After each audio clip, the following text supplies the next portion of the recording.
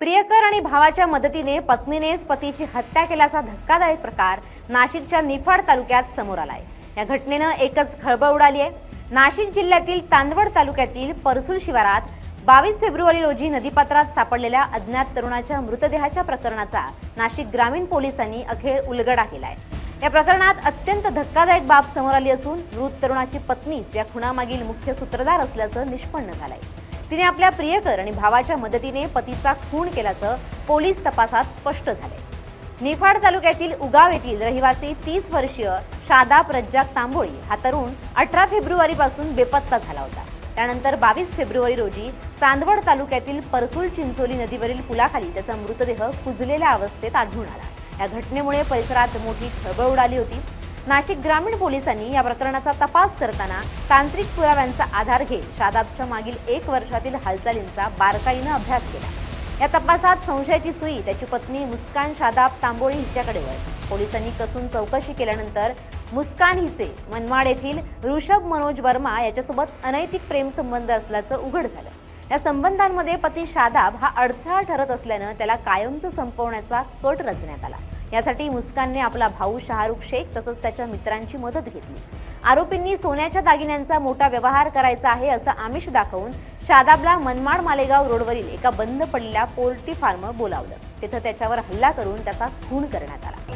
दिनांक 18/2/26 रोजी शादाब तांबोळी नावाचा इसम मिसिंग झाल्याबाबत निफाड पोलीस स्टेशनला तक्रार दाखल करण्यात आली होती। त्यावरून पोलिसांनी त्याचा तपास घ्यायला सुरुवात केली।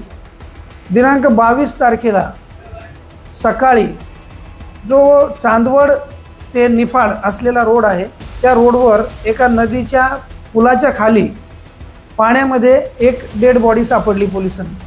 ती डेड बॉडी त्याचे दोन्ही हात नायलॉनने बांधलेले दोरीने, पायाला सुद्धा बांधलेलं आणि डंबेल्स वगैरे बांधून त्याच्या तोंडाला कपडा बांधून त्याला पाण्यात टाकलेला होता। त्यावरून पोलिसांची खात्री झाली की ह्याच्यामध्ये हा नक्की खुनाचा गुन्हा दाखल करावा लागेल। त्यानुसार चांदवड पोलीस स्टेशनचे पोलीस निरीक्षक कैलास वाघ यांनी या घटनेमध्ये खुनाचा गुन्हा दाखल केला अज्ञात आरोपीच्या विरुद्ध।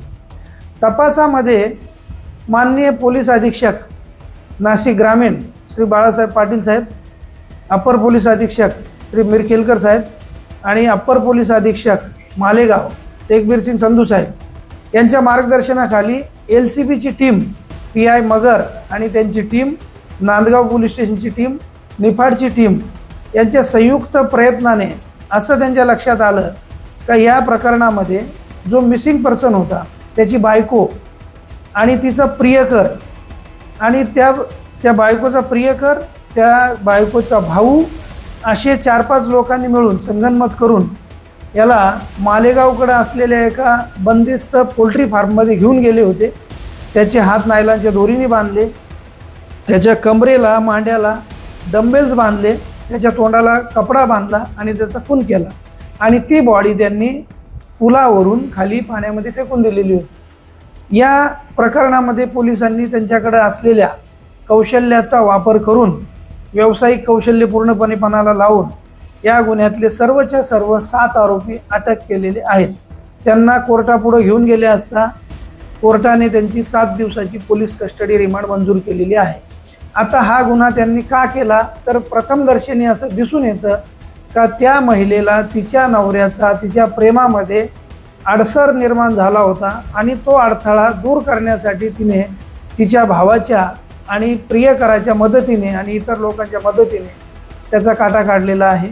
यामध्ये पोलीस अधिक तपास करीत आहेत आणि एका कॉम्प्लिकेटेड गुन्ह्याची अत्यंत कौशल्यपूर्ण पद्धतीने तपास करून कमीत कमी वेळामध्ये आरोपींना अटक केलेली आहे। दरम्यान शादाब बेपत्ता झाल्यानंतर उगाव परिसरातील नागरिक आणि त्याच्या मित्र परिवारांनी सोशल मीडियावर शादाबचा शोध घ्या अशी मोहीम सुरू केली होती। त्याला न्याय मिळावा यासाठी गावकऱ्यांनी सलग 15 दिवस स्थानिक पातळीवर मोर्चेही काढले होते। या काळात पत्नी मुस्कान हिने सर्वांसमोर दुःखाचा बनाव केला होता। मात्र पोलिसांच्या अचूक तपासामुळे तिचा कट उघडकीस आला।